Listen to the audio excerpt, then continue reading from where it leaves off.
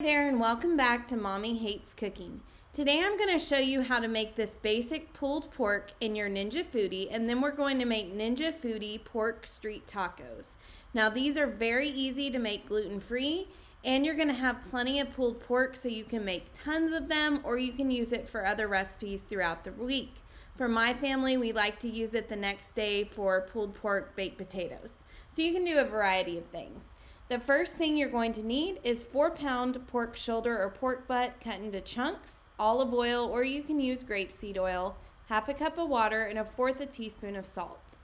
Along with 1 clove of crushed garlic, half a teaspoon of chili powder, half a teaspoon of crushed oregano, and half a teaspoon of cumin. You're also going to need diced red or purple onions. These are going to be to top your tacos, chopped cilantro, and then warm corn tortillas. So this is what we're going to serve the pork in once it's all cooked and ready to go. So the first thing you need to do is go ahead and coat the pot with olive oil or the oil of your choice, like grapeseed oil. I find it's easiest to pour it in and then just use a brush and brush it on. Now we're going to go ahead and set the Ninja Foodi to saute, the saute function, and we are going to just sear the pork, all of the pieces of the pork on all sides. So I usually do 2 pieces at a time, and I cut it into chunks of 4.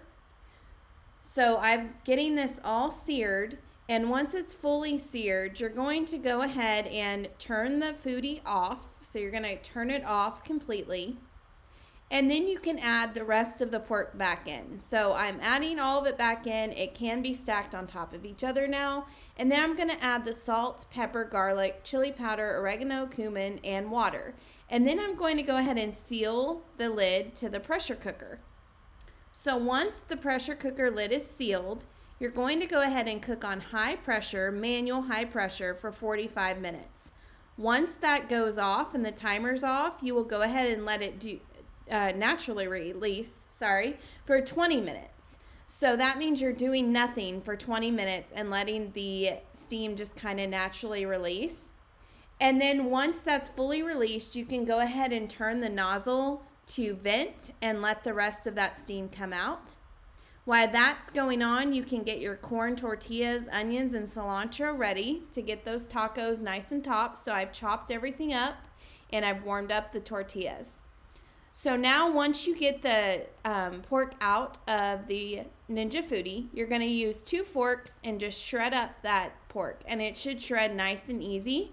So once you've got that all shredded up, you can build your taco. So all you're going to do is add a little bit of pulled pork and then cilantro and diced red onions or purple onions, whatever you want to call them.